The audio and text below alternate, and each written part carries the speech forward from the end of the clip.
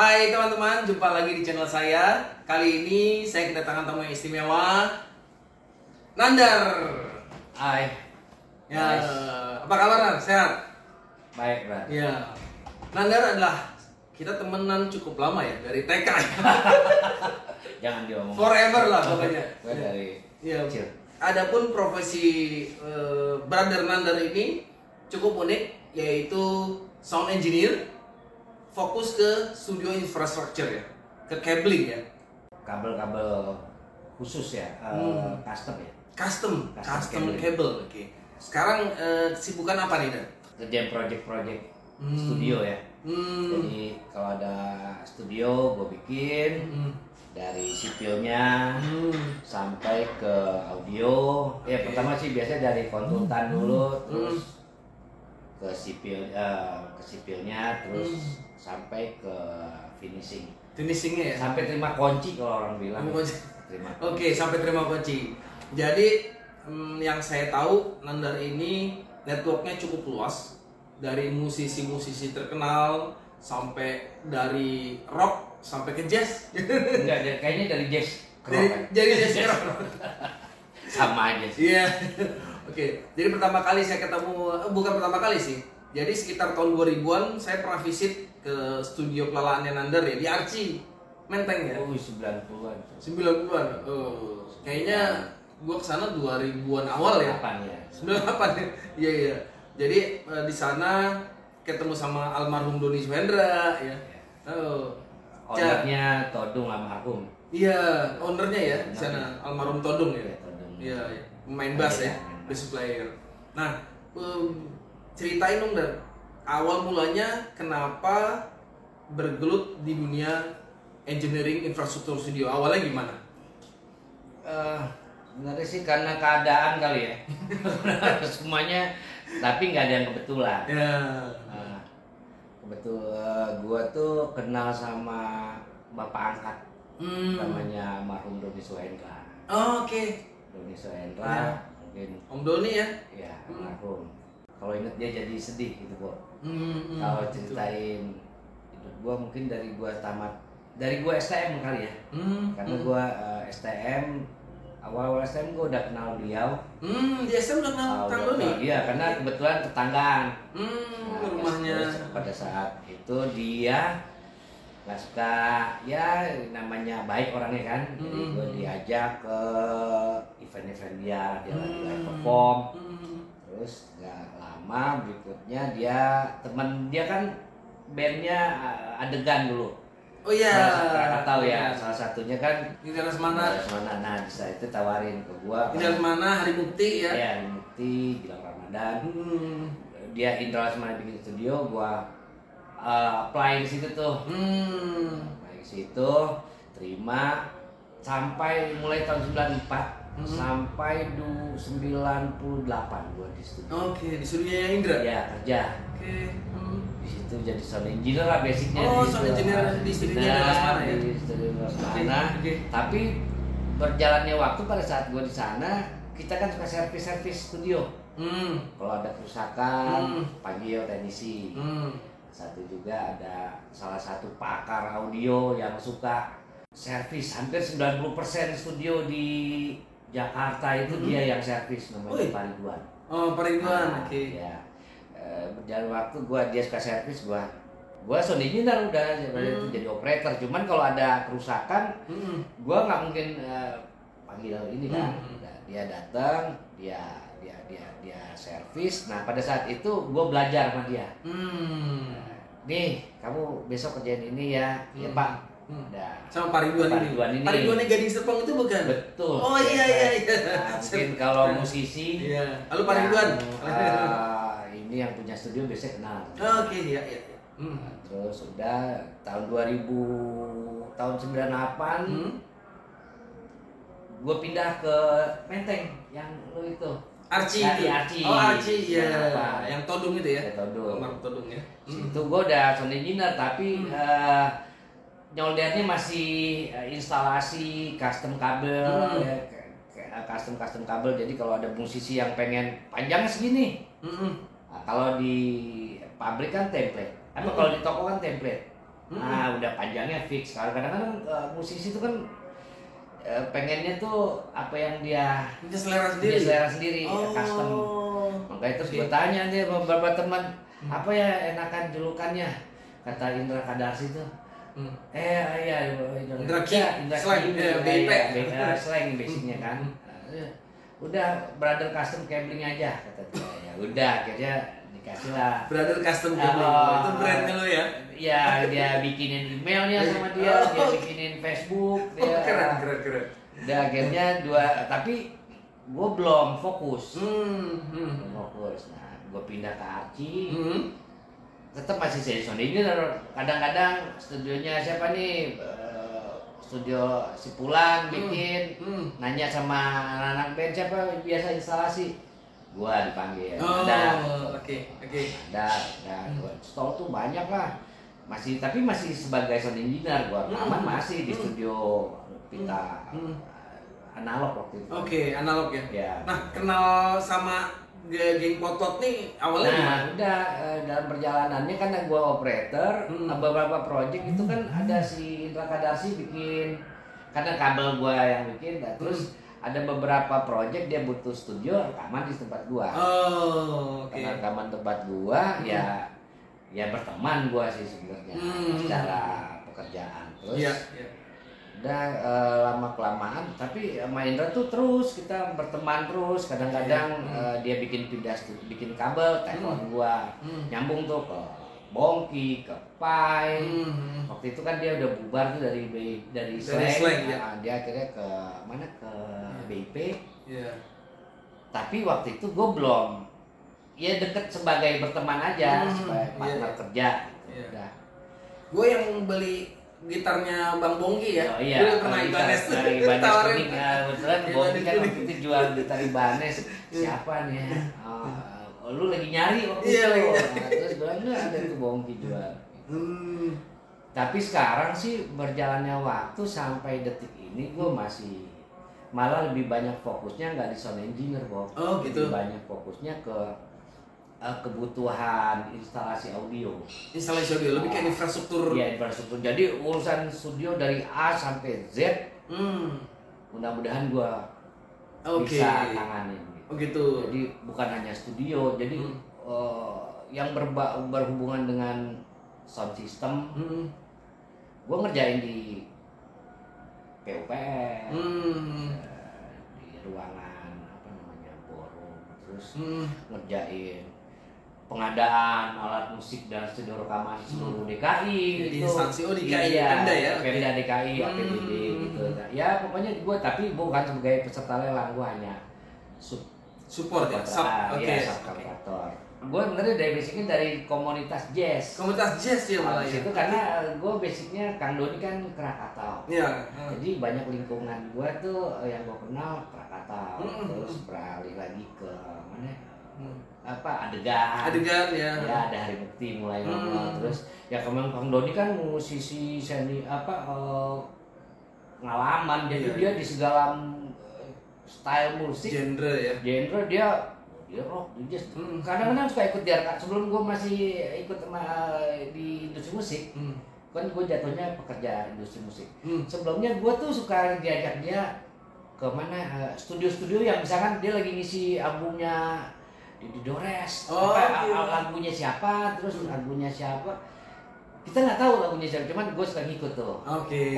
Studio tuh begini ya. Tapi dia selalu membebaskan gue, nggak harus, gue nggak bekerja sama dia. Dia suka marah kalau ada observe aja yang ngamatin ya. Ya gue mengamat. Kadang-kadang gue akan bantu, nggak usah, udah pokoknya terserah kamu bebas. Tapi malah dengan begitu, gue malah lebih tertarik dibanding gue harus kerja gitu ya. Jadi kamu bebas. Malah kadang-kadang dia suka marah sama orang yang suka itu anak saya, kamu nggak boleh gitu kadang-kadang sama gue kan. Padahal kalau gue akhirnya, tapi dengan dia memang pintar cara ini ya. Jadi gue malah lebih tertarik ke industri musik karena dia.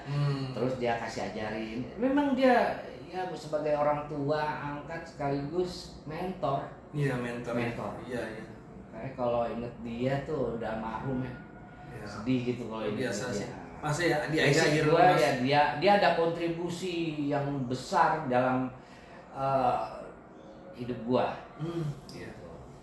Sekarang dari jazz ke rock, nah biasanya handle studio ternama atau artis-artis apa yang bisa yang pernah dihandle sama brother Nanda? Gua kadang-kadang lupa ya Bob ya, ada beberapa klien yang studio gua kan lo yang bikin, yang install gitu. Oh iya ya, gue bilang bukan, terus tiba-tiba besok kan gue suka ada asisten.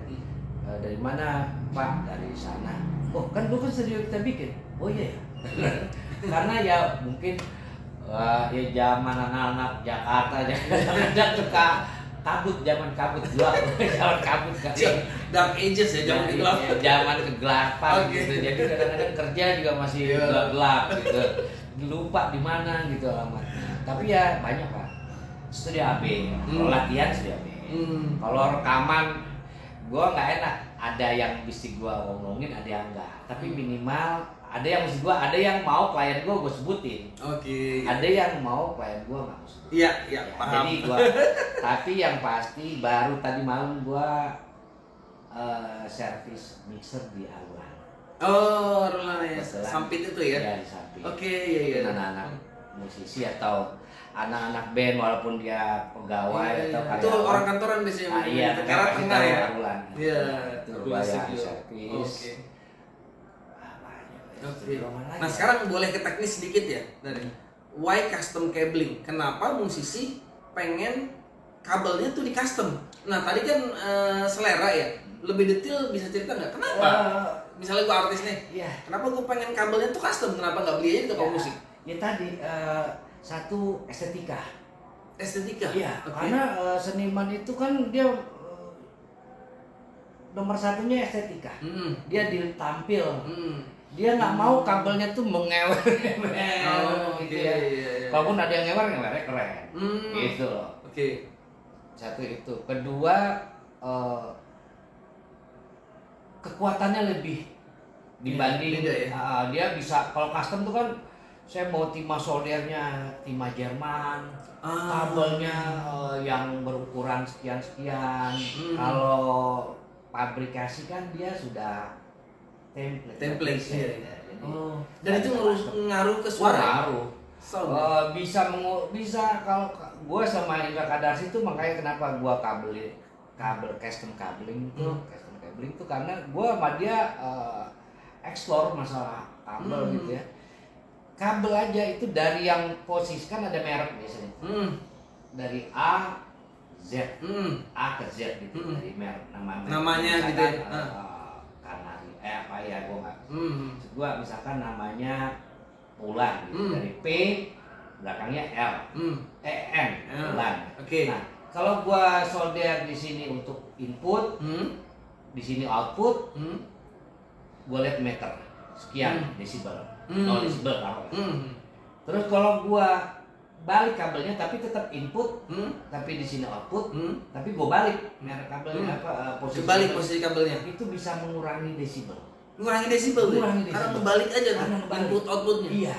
Oh, jadi kalau gua nggak sembarangan ya kita sembarangan. Misalkan kabel gitar atau kabel speaker nih. Dari outputnya ini mau masuk ke input sana, itu harus kita urun kabelnya. Nah, tapi itu akhirnya gue explore, gue produk knowledge sama teman-teman, akhirnya banyak orang dibuktiin memang iya. Gitu. Oh, terbukti ya. Terus mereka banyak. Ya akhirnya ya jadi gimmick kali ya, jadi tren. Terus satu itu tadi kan satu kekuatannya estetika ya, terus apalagi satu lagi kekuatannya kualitasnya gitu. Lebih sempurna. Karena soldernya tadi bisa milih. Iya. Keempat kita bisa identifikasi kalau gua sebagai tukang solder, misalkan studio mana. Kalau gua bercampur nih, gua misalkan lagi live perform apa bercampur dengan sound system atau gua cuma bisa menentukan itu aja. Gua bisa identifikasi kabel gua kan kadang-kadang sama kabel itu. Kabel ini kabel gua, dasarnya apa? Mulainya dari sini ya. Ya gitu. Jadi gua gampang beda ya identifikasi. Oke. Gitu. Oke. Jadi dari kualitas ya, terus kekuatan sama estetika, karena memang musisi juga butuh. Iya, mungkin kebutuhan sendiri kan dia yang tahu warna ya. Kadang-kadang dia pakai baju apa, dia pengen pakai gitar apa, warna kabelnya. Warna kabelnya juga. Iya, kan kabel ada warna. Ya. Kadang-kadang ada lagi kita kasih aksesoris seperti apa ya, selongsongan, jadi menarik kan. Nah, dalam install studio nih, tantangan terbesarnya apa kan? Apa yang paling menantang dalam install studio? Khususnya apa, cabling ya? Iya. Kan panjang-panjang sebenarnya. Iya, kerapihan. Kadang ya kerapihan. Kalau kerapihan kan kita bisa mencontoh dari yang orang-orang yang sudah bikin ya. Jadi dari luar negeri, misalkan Abbey Road Studio, cablingnya kayak gimana sih, triknya seperti apa, begitu fanatiknya mereka. Kita lihat, kamu mau yang kayak gini, oke kita ya kalau standar lah, inbox, outbox, mau rapi. Karena kerapihan aja masalah. Kalau yang lainnya kebutuhan ya, misalkan posisi letak apa itu kebutuhan, tapi kerapihan mereka. Kerapihan itu yang penting ya. Iya, penting banget, krusial. Karena studio itu harusnya rapi. Semakin mewah, semakin nggak kelihatan kabelnya. Rapi dan cozy kali ya. Cozy selera ya, tapi kalau rapi itu emang harus rapi studio itu kabelnya. Jadi teman-teman sebenarnya kalau teman-teman lihat studio ya, itu lantainya itu, dinding-dindingnya itu sebenarnya banyak banget kabel studio. Tapi kalau nggak rapi, nggak asik. Iya. Mungkin kita bisa analogikan kalau komputer tuh server kali ya, kabel-kabelnya kan sering merawat tuh. Tapi karena kalau kita kelihatan mata ya nggak kelihatan kan. Iya, servernya kabelnya mesti rapi. Okay. Kadang-kadang di lab. Jadi studio tuh problem yang krusialnya harus rapi, karena si owner nih pasti pengen rapi ya, pengen ya rapi lah studio itu. Oke. Beda sama yang custom ya. Maksudnya kalau ada studio juga ada artis yang pengennya aku nggak mau rapi ya. Tapi biasanya yang krusial kita, Pak saya mau kabelnya nggak kelihatan ya. Oke, siap. Oke. Biasanya pakai snake itu kan yang banyak channel itu. Kebutuhan.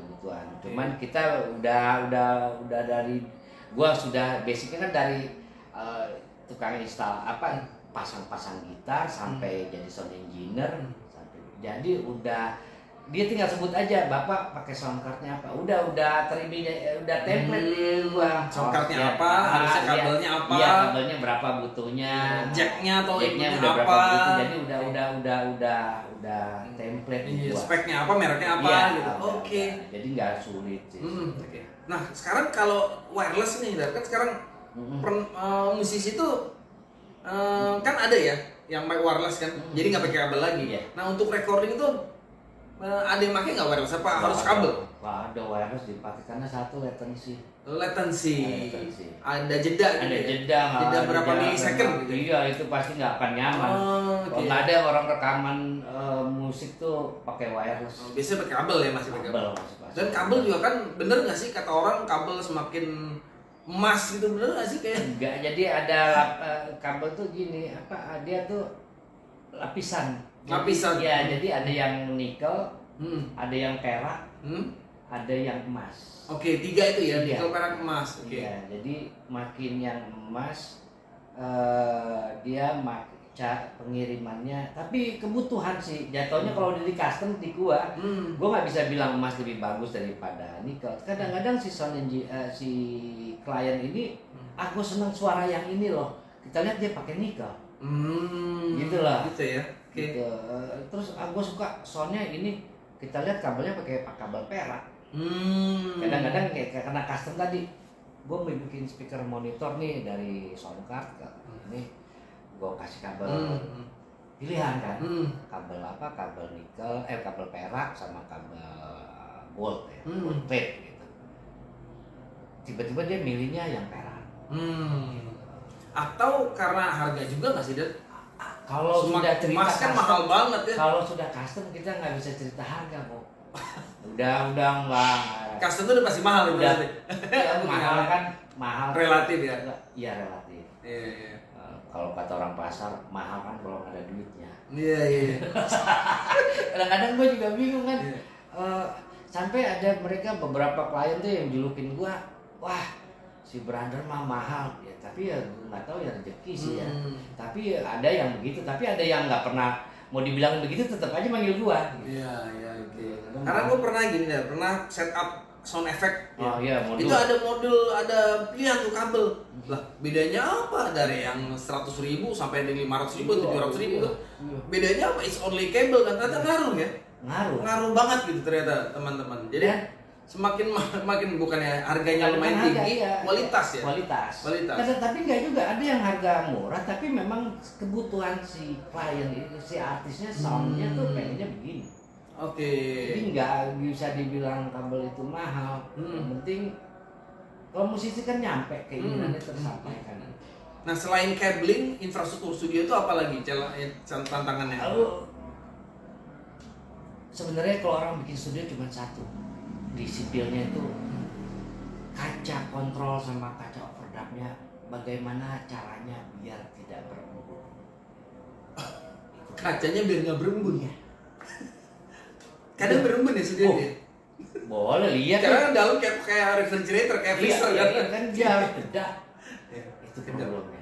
Tapi alhamdulillah gua udah nemuin tipsnya. Jadi kalau ada beberapa klien ya gitu ya, klien gua bilang ya saya sih terserah bapak mau pakai vendor mana, tapi jaminan saya akan jamin kaca bapak tidak akan berembun. Karena embun itu kan ada udara yang masuk, kelembapan kan double. Itu dari estetikanya apa bukan dari teknik pembuatan ya? Ngaruh dalam studio itu ya?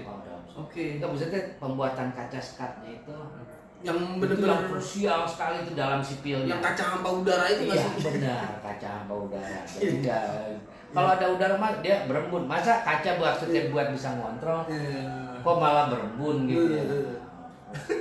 Nah, itu beratnya nama bilang tuh ya. Itu tergantung ukuran, cuman teknik pembuatannya yang kalau kita beli langsung jadi di luar negeri sih ada, oke. Kaca khusus untuk studio rekaman. Iya, tapi kalau kita di Indonesia ngebeli ke sana emangnya mengimpor kacanya aja udah mahal. Nah, kalau studio rekaman, emang ada yang benar-benar 100% kedap? Apa emang ada pasti ada bocor gitu? Kan kita ada tes namanya cek STC. STC. Namanya STC apa ya? Ada belakangnya clash. Ada cek buat ngetes kekedapan suara. Biasanya itu standarnya di atas 60 STC-nya. Jadi antara ruangan kalau dia bisa meredam sebanyak STC-nya 60%, itu sudah manusiawi, sudah oke lah gitu ya. Udah oke. Gak mungkin dikomplain bertanya. Jadi misalkan kita potong dua nih Bob. Gua ngeceknya dengan desibel tertentu ya, 90 desibel, peak noise. Terus di balik ruangan kita ini gua rekam kalau dia nanti menghasilkan nilai di bawah persentase STC-nya 20, 30 itu mengerikan sekali. Bocor itu. Kalau musik, ya itu juga tugas-tugas gue tuh. Pekerjaan gue spektrum analisa ruangan. Spektrum analisa ruangan. Jadi record time-nya sesuai dengan kebutuhan ruangan itu. Normatifnya seperti ini loh, jangan sampai low-nya kebanyakan, low-nya kurang juga nggak boleh. Itu pengaruh ya dari akustiknya tuh ya? Dari basic pembuatan sih biasanya. Kalau ya dari treatment ruangan. Ya tadi kata lo jatuhnya akustik, ada diffuser, ada absorber, ada bass trap. Bass trap lo buat jebak suara bass gitu ya? Itu yang krusial sekali dalam studio juga. Soalnya paling berisik kan bass kan yang. Iya, itu kalau yang suara-suara di atas high mid itu pasti akan tertutup. Aman ya. Dan tapi kalau suara low itu nggak bisa. Kadang-kadang memang itu gunanya bass trap. Bass trap. Bentuknya apa? Bentuknya itu ada di sudut-sudut ruangan, tapi dia fungsinya menyimpan. Jadi kalau ada suara low yang berlebihan, sama dia simpan. dia simpan, jadi nggak akan menjalar keluar. Ya fungsinya bass trap kan buat ngejebak suara bass gitu ya. Jadi dia jangan sampai suara bassnya itu berlebihan dalam ruangan. Kalau boleh teman-teman tahu nih, untuk instalasi studio, let's say ukuran mungkin kali 7 kali studio itu idealnya berapa sih? Ada drum, ada idealnya. Ada idealnya. Kalau kita bilang ideal nanti orang pada nggak mau bikin studio kayak rumah, misalkan lo si Pulan nih teman kita punya ruangan cuma 2x2. Wah kata brother idealnya 7x8, gua nggak bisa. Nggak boleh gitulah. Karena dalam seni itu tidak ada yang baku. Sama seperti Dolby Atmos gitu. Nggak tahu gue boleh nyebutin nggak itu ya bahasa itu ya. Ya kan. Terus gue sama seperti studio yang menggunakan speaker 12 ya. Itu kalau kita melabelkan bahwa studio gua menggunakan itu, produk itu harus mereka verifikasi dulu. Ruangannya lebarnya minimal sekian, dia punya requirement-nya. Iya, tapi karena memang dia sudah punya hak patennya di situ. Nah, tapi karena gua masa gara-gara gitu kita harus, akhirnya ada beberapa musisi yang ruangannya lebih kecil atau lebih besar atau akhirnya kita ada software yang bisa menyesuaikan dengan ruangan. Jadi ada treatment, ada adjustmentnya. Ada adjustmentnya. Kasian misalkan orang kayak cuma buat taking doang sendiri gitu. Iya, wah harus studionya harus 7x8 dong. Beli tanahnya di mana? Ya kan? Jadi selama dia nggak mengganggu orang, satu, yang kedua suara luar tidak minimalis maksudnya gitu ya, itu udah. Nah sekarang selain studio nih Dan, pernah nggak handle mungkin tempat ibadah atau hall ya? Iya, hall, tempat ibadah. Tempat ibadah, masjid-masjid. Sekarang kan kita udah pakai dulu tuh banyak kan high impedance, sekarang kita udah pakai low impedance. Suaranya lebih enak, lebih empuk, bisa betah orang sholat berlama-lama. Karena tadi suara keluar nggak masuk, di luar nggak masuk. Suara speakernya nggak yang suara speaker. Nah gitu. Iya. Nggak treble, malah nggak cemprang ya. Si dia sholat saking enaknya sound tuh si yang ininya bisa khusyuk ya. Ternyata pengaruh ya. Iya, tanya ke beberapa ustadz terkenal itu sound sistemnya dia harus mumpuni. Jadi sound system semakin bagus, kualitas ibadah. Ya bayangin Jimi Hendrix saja main gitar lu bisa nangis di bawah ya kan. Ya sama seperti itu. Makin keren sound sistemnya, makin sedap, makin oke ya. Oke, berarti bukan hanya di studio tapi juga di hall, tempat ibadah. Terus ada lagi home theater kadang-kadang. Wah banyak. Makanya kadang-kadang lupa ntar kita baru udah pulang nih baru inget nih. Oh ya kemarin ngerjain ini ya. Iya. Sampai ke daerah ngerjain studio tuh sampai ke Tarutung. Jauh juga ya. Ke sekolah pendeta di Tarutung ya. Dia bikin studio rekaman. Oke, cool. Gue juga sampai kita studio rekaman di Banjarmasin. Bikin keliling lah studio itu kita bikin. Iya. Instalasi apalagi misalkan ada kafe di daerah, kita misalkan habis live perform sama band ini, kita kerjain bagus, nggak taunya yang ownernya besok kesini lagi Pak ya ngapain, tolong settingin yang kayak kemarin. Kayak kemarin kayaknya suaranya soundnya keren tuh. Iya, bisa nggak? Settingin lagi. Bisa settingin tapi di ini Pak ya. Dan gua nggak kerja sendiri, ada tim. Ada tim ya, oke. Ya tahu aja kan kita bukan Superman. Iya. Jadi teman-teman, profesi Nandari saking pentingnya sehingga artis sehebat apapun kalau tidak ada engineer yang bagus, ya hasilnya jelek kan ya. Semua ya kan saling membutuhkan sih. Ya saling kadang kalau tapi ya seniman Indonesia menurut gue ya beda dengan seniman luar negeri ya. Kalau seniman Indonesia faktor kedekatan perlu. Maupun kita canggih, hebat gitu ya. Tapi kalau dia tidak ada faktor Hubungan personal, Iya, interpersonalnya harus bagus ya. Iya. Oh, di profesi ini gitu ya. Iya. Oke. Di Indonesia ya. Iya. Beda kalau luar negeri. Kalau di luar negeri tidak ada itu. Jadi yang gue tahu ya dari musisi gue pernah bawa juga kan ikut sama Mike Tram, White Lion Tour, Soundrenalin. Oh, pernah ikut ya? Ikut Soundrenalin. Terus dia gitu, dia nggak perlu, yang penting kita profesional. Nggak mau kedekatan personal, udah nggak peduli dia. Peduli dia. Jadi ya. Mau akrab nggak salah, pokoknya nggak peduli. Kalau kita nggak, wah gue mau ini ya karena gue deket. Ya itu ada plus minusnya lah. Beda culture ya. Beda culture. Oke. Nah kalau untuk event-event korporasi juga ikut terlibat ya? Dari tahun 94, gue di industri musik. Jadi nggak usah korporasi. Lu anak mau bikin album aja gue bisa urusin.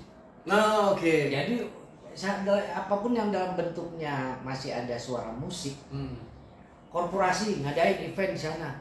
Saya perlu bandnya si Fulan, saya perlu IO-nya. Ya, karena gue sudah lama berkecimpung, jadi gue tinggal kadang-kadang kan ya apa namanya networknya.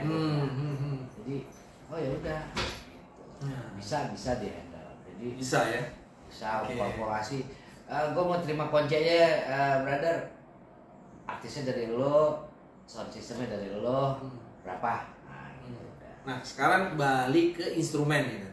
Kan kaitannya sama infrastruktur studio nih, alat musik ya. Yang paling challenging untuk bikin instalasi cablingnya apa? Apakah drum, gitar, apa yang paling ribet? Yang paling asik itu install keyboard. Install instalasi routing gitar. Routing gitar. Oh, itu asik banget. Routing gitar ya? Dia bisa paling sedap tuh. Dia bisa modulasinya lebih dulu, distorsinya lebih dulu. Dia mau balik kadang-kadang. Kalau keyboard kan preset. Oke. Iya, preset udah ya. Tapi bisa di-create sendiri nggak sih kalau keyboardis? Gue pengen nyiptain sound sendiri, jarang bisa, ya? Tapi biasanya dia kalau balik lagi ke analog, dia nge-patch. Nge-patch, oke. Makanya modul-modul zaman dulu kan ada patch-nya.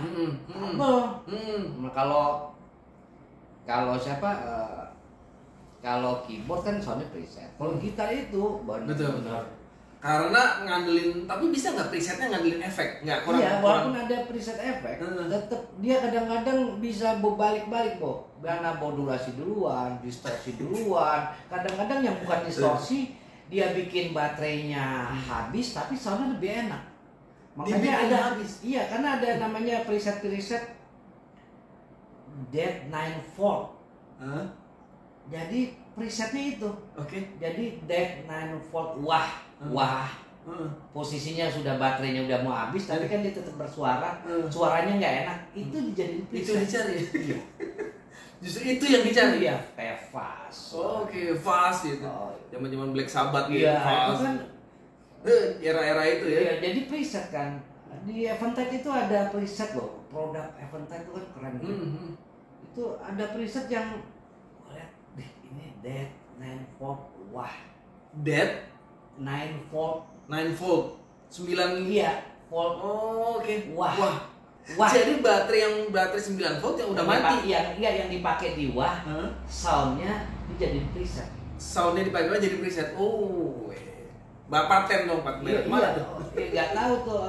Jadi itu di Eventide. Di Eventide ya. Jadi kadang-kadang modul keren deh pokoknya. Nah, ini menarik bahas gitar karena gue kan dulu ya main gitar. Ya sekarang juga sih udah jarang ya.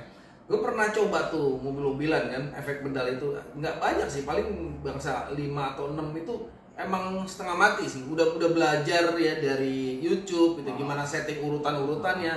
Tetap harus ngulik ya. Kalau nggak nemu ya stres juga. Iya, tapi bagi gue sebagai instalasi tantangannya keren banget. Tiba-tiba, gue maunya ininya injakannya di sini ya, tapi modulnya sebelah sono. Kita tuh yang custom. Nah kalau pabrik udah nggak mungkin, nyerah itu. That's why kenapa ada profesi ya gitar engineer ya, gitar technician. Gitar technician ya. Gitar tech. Iya itu profesi yang unik juga ya. Iya, unik juga. Soalnya gue pernah lihat kayak Bono, The Edge aja satu rak itu dia satu yang handle. Satu tower sendiri. Iya. Ya, cuma kalau kita pikir itu suaranya cuma delay doang, tapi detailnya tuh gila ya. Detailnya itu yang bikin kita asik gitu. Apalagi udah saking freaknya gitu, saking ininya gilanya dengan almarhum Baron. Oh iya, almarhum Baron. Oh sempat dekat ya sama. Gua terakhir malah instalasi gua yang install mixernya, studionya dari awal waktu dia bikin 2000 berapa ya, 2005. Oke. Nah, balik lagi ke gitar. Mungkin ada ya merek atau brand-brand yang beli custom atau gimana? Jadi semakin banyak preset semakin mahal. Bener gak kayak gitu? Atau memang untuk custom sound ini ya memang para artis pengennya nyari sendiri. Iya, mereka nyari. Nggak mau masa gue kayak Ricky Sambora sih. Iya, nggak mau mereka sama. Gitu sekarang kan musik. Masa gue kayak Slash sih, gue pengen beda dong gitu. Jadi kadang-kadang yang nggak kita kenal ya, kayak Billie Eilish. Itu kan dia soundnya great, mengalahkan band-band besar gitu loh. Seleranya. Karena detail ya. Gitar ya. Macem-macem lah, band. Ya sekarang kayak Korea apa sih? Ya band K-pop gitu. K-pop itu kan soundnya juga bukan sound yang kayak ngeri-ngeri, itu udah mengalahkan band-band besar. Iya. Nah, gitu. Kalau balik lagi ke gitar lagi nih kalau balik gitar, yang mempengaruhi bahwa suara gitar ini bagus atau enggak, kan pertama ya dari kalau kita awalnya dari colokan di gitar kan dari gitarnya ada pick up-nya kan. Iya, ada source-nya. Output. Jadi pokoknya kalau pick up-nya udah keren, pick up-nya busuk gitu. Iya. Ya, jadi pick up itu penting ya. Pick up. Jadi kualitas pick up juga penting. Lalu dari pick up kan langsung kabel output kabelnya. Nah, dari kabelnya baru dia masuk ke biasanya ke modulasi dulu. Oke. Modulasi kan kayak preamplifier. Chorus flanger gitu. Iya, modulasi terus sebelumnya biasanya ke preamp dulu. Oh, preamp dulu. Berarti kabel ke preamp dulu ya. Preamp tuh yang kayak high, mid. Nah, itu standarnya lah. Low. Gitu jadi ya. Kayak distorsi. Oke, distorsi itu preamp masukkannya. Hitungannya preamp itu. Ya. Oke. Bisa dicampur di situ dibanding di. Kalau reverb? Reverb modulasi. Oh, reverb modulasi. Jadi kalau preamp tuh kelasnya itu tadi ya, antara high, mid, low. Ya, itu pokoknya presence. Presetnya preamp itu aja high, mid, low. Oh, gitu. Gain. Nah, udah ya. Oke, nah baru situ ke modulasi. Distorsi masuk situ. Distorsi kadang-kadang dicampur di preamp. Karena kalau ampli mahal kan dia ada distorsinya. Stylenya. Oke. Barulah dia masuk ke modulasi. Dari modulasi baru ke amplifier. Makanya dibilang pre itu kan sebelum. Oke. Jadi preamp tuh sebelum kita masuk ke amplifier gitu ya. Iya. Oke. Nah, modusnya kan ada ya tadi ya, reverb, delay, flanger, chorus. Chorus ada shimmer lagi sekarang kan. Shimmer masuk reverb ya. Oke. Baru masuklah ke amplifier. Nah, dari amplifier dia kalau ada dua nih, kalau kita mau konser atau kita mau recording kan. Nah, ya bukan konser itu. Jadi kita setelah setelah amplifier kita mau lemparnya kemana kebutuhannya nih? Mau bakal live perform, ya konser gitu ya. Itu ada dua sistem lah sound engineer. Ada yang menggunakan suara amplifiernya, ada yang tidak menggunakan suara amplifiernya, dia menggunakan kabinet simulator. Jadi dia nggak pakai ampli. Walaupun amplinya ada, tapi si sound engineer biasanya memakai dua pilihan. Satu dari todongan, satu pakai kabinet simulator. Dua tuh bang. Kenapa nggak salah satu? Karena gini, satu menghindari namanya live perform akan terjadi kalau ada accident di satu channel itu dia ada backupnya. Itu buat mitigasi risiko ya? Iya. Yang satu mati. Iya. Sama memang kebetulan capsimnya itu memang soundnya lebih mengena untuk lagu itu dibandingnya todongannya. Capsim. Jadi kebutuhan. Oke. Nah, kalau itu kan kalau panggung ya, kalau rekaman, orang suka nodong ampli ditodong sama mic, ya itu atau baliknya ke kebutuhan lagunya. Kebutuhan lagunya. Atau sama dengan selera si musisinya. Oh gitu. Pasti lebih halusan langsung nyolok ke mixer. Kita bilang dia nggak nyari halus, nggak nyari kasar. Pokoknya gue pengennya begini soundnya. Kita tutup mata nih, gue pengen suaranya kayak begini. Kita nggak taunya suara amplifier, gitu ya kan. Gue pengen suaranya kayak begini. Kita lihat, wah kabinet nggak taunya. Gitu. Jadi dia nggak bilang gue harus direct kabinet, gue harus todong. Pokoknya dia keinginan dia pengen tuh kan nggak bisa. Karena artis kan pengen suaranya begini. Seniman itu nggak bisa diintervensi. Iya. Gue misalkan siapa gitaris si Jimi Hendrix diintervensi sama pemain dia nggak bisa. Oke. Gitu nggak boleh. Seniman itu kan kerjanya kalau karyawan bisa diintervensi sama bos. Kalau seniman nggak bisa. Dia intervensi. Iya bos. Iya misalkan ntar gue gitar, tapi nanti digeser lagi di gitar. Bener nggak? Beneran. Oke. Kalau seniman tuh nggak bisa diintervensi, Bo.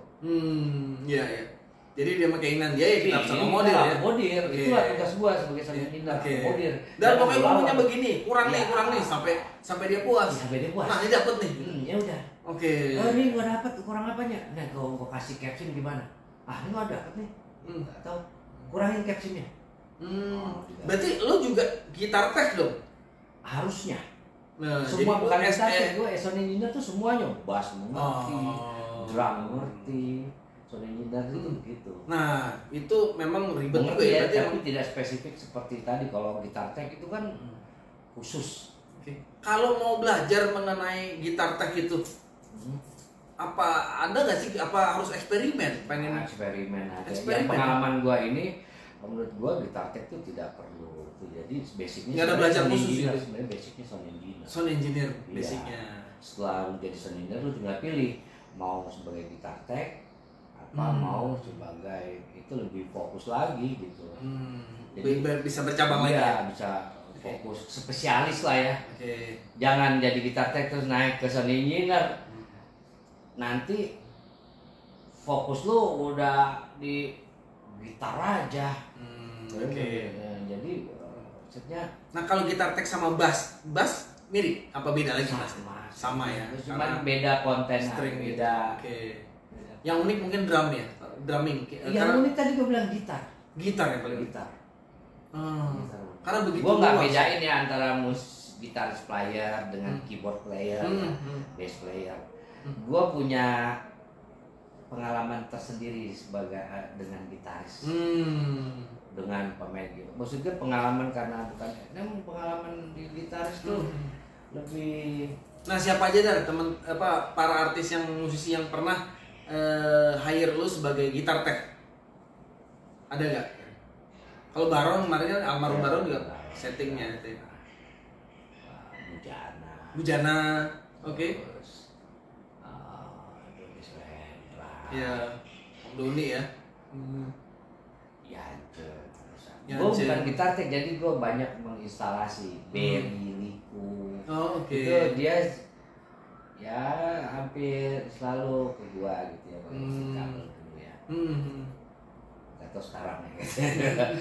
Yancem, bahasa yang gitar tuh. Kalau keyboard analog zaman dulu udah nggak ada, tapi musik sekarang udah nggak ada pakai kayak Pink Floyd itu udah kan. Kayak siapa dulu kan kayak Uriah Heep, terus yang pakai Moog tuh di Purple, Rhodes, Hammond B3, Edgar Winter. Iya. Masih ada nggak sih kalau masih band-band bule gue pernah sama White Lion ya sama Mike Clan, dia bawa keyboardnya masih yang analog. Oh gitu, masih analog keyboardnya. Dia tetap nggak bisa ninggalin analognya. Iya.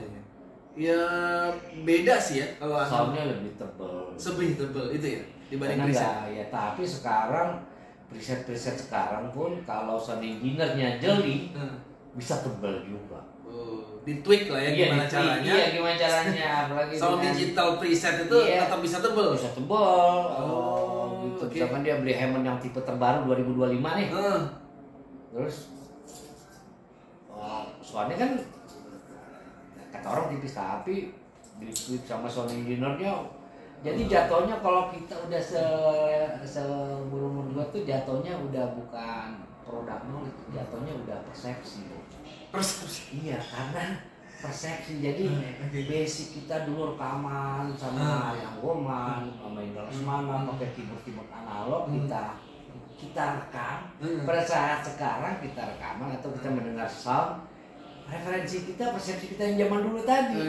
Ingat kita tweak. Kita aplikasi dengan memori kita. Orang-orang yang baru kan nggak pernah merasakan Hammond yang berbaling-baling.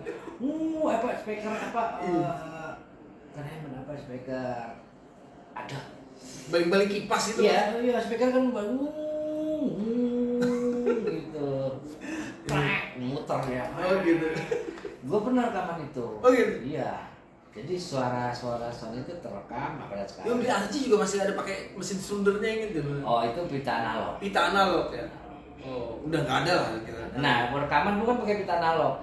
Sekarang udah digital. Rekam yang termemori sama gua itu, yang sudah terreferensi gua, sudah jadi persepsi gua dia akan yang sekarang ini.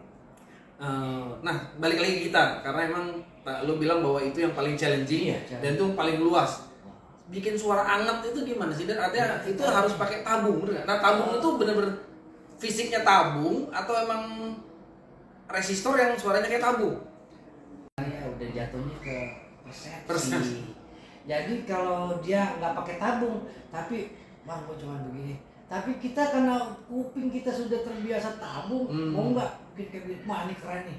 Padahal kita nggak pakai tabung, tapi karena kita punya terekam loh. Seberapa milisecondnya batasan rasionya kita bisa mendekati gitu. Mendekati. Jadi kadang-kadang capsim juga bagus. Kabinet simulator. Kan banyak dipakai orang sekarang. Camper. Ya gua sebutin mah nggak ada habisnya kali. Iya. Sampai itu namanya banyak banget. Banyak macamnya merek gitu ya. Oke, teman-teman, sampai di sini obrolan seru kita sama Nandar. Ya, terima kasih udah datang di studio saya. Bye.